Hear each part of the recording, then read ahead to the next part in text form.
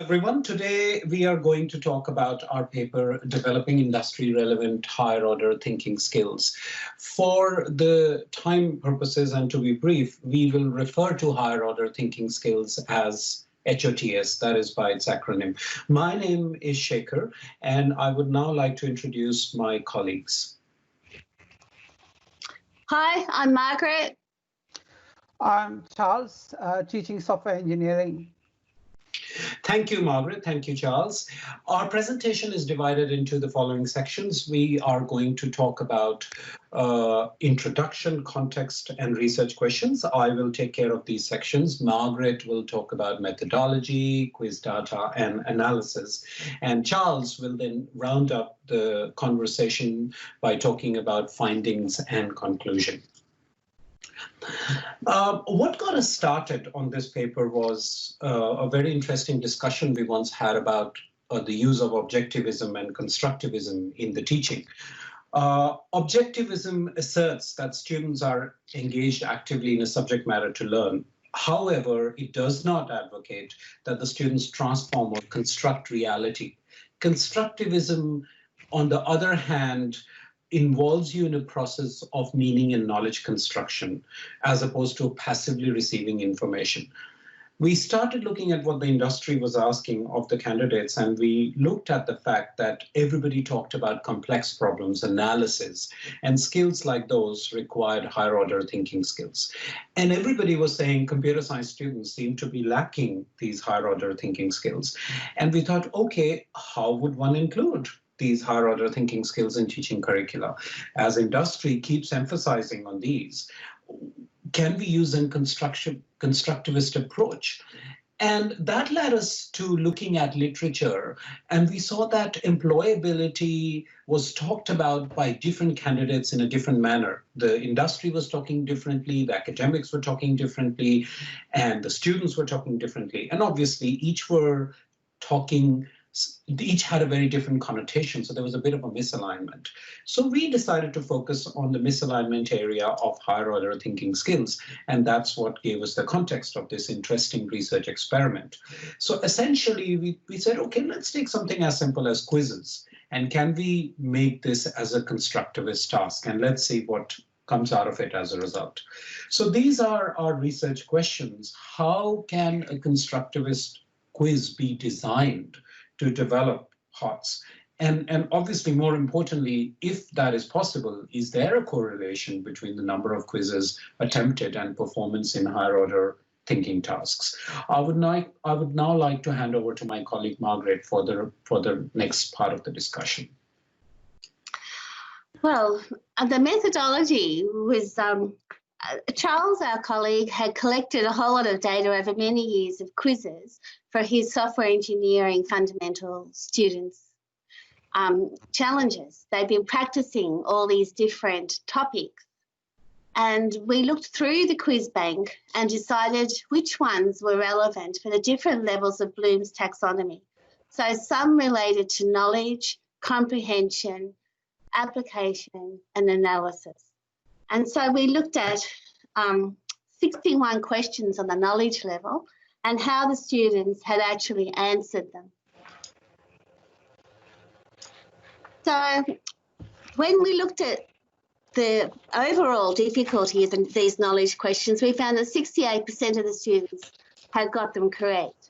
But the comprehension ones, there were 94 of these, only 61% had got them correct. Application 56 and analysis 52. So the more difficult, obviously, the less percentage get the answers correct. Thanks, Shekhar. So on the knowledge level, this is an example of one of the questions that we might have asked the students. An actor in a use case diagram is associated with 1, a person, 2, a role played by a user or another system, 3, an object, or 4, a user of the system. And in this database, we had 1,139 student responses, and we find that 63% of them got the answer right. At the comprehension level, this level tests if a student can describe learned knowledge. In this case, students are expected to be able to describe workflow constraints specified by an activity diagram. So they are given this activity diagram, and we found that of the 1,215 responses, 30% of the students still have misconceptions about the ordering of the events within the fork and join. At the application level, we have an example of a tour system with a travel agent, car rental, tour and flight objects. And the students are asked to consider this domain model described by the class diagram, on which option does the information expert design principle require the responsibility for computing tour costs to be placed. At the analysis level quizzes that we came up with, at this level, we focused primarily on whether student can go from one domain to another, and also whether they can decompose a problem. So as you can see here, they were given a sequence diagram and they were given some code segments, and they were asked to match which one matches the given sequence diagram. So this required a higher order thinking skills. And as you can see, only 36% of the students have developed the skills to be able to decompose correctly, as well as go from one domain to the other. Next. Now, higher order thinking skills, to study whether doing quizzes can improve higher order thinking skills, the modeling question in the exam was based on a real world project involving medical reimbursements. Medicare is a common term and most students are familiar with that context. Students had to analyze the requirements of 5 different stakeholders before coming up with different but interdependent UML designs, including class, sequence, object, state diagrams, as well as use case diagrams. The Medicare system students had to design required tracking, claims submitted for services rendered, dates and personnel approving reimbursements, status of claims submitted, family members sharing a common account, expired and rejected claims. Now, we purposely made the allocation of marks to reflect the higher order thinking skills we are trying to foster. 60% of the marks was allocated for the semantics captured by the design. Now, to get 60%, not only the design has to be correct, but the quality attributes must be considered, considering the various trade-offs. Now, 20% of the marks was checking for consistency between different designs. Now, this normally sorts out the really good students from the average. The remaining marks was split equally between notation and legibility. Next. Findings. Now, as you can see in the diagrams on the right, the number of times students attempted quizzes varied substantially. There were a number of students who didn't even attempt a single question. But these students shown on the first range, 0 to 0, basically only 15% of those students ended up passing the exam. Now, on the other hand, those students who did the knowledge level question shown in blue, there was no further increase if they did more than 30 questions. Next. To study the effect of different Bloom's levels, we correlated the performance in the exam with different Bloom's level questions. Now, you notice that we set the pass rate in the exam design questions at 60%, which is quite high, as students with higher order thinking skills should be able to come up with high quality designs, considering the various trade-offs. So even having a valid design is not enough for us. Notice the passing rates are substantially higher for those who did more of the application and analysis level quizzes, shown in the 3rd and 4th column. It's consistently higher than the lower level Bloom's taxonomy. Next.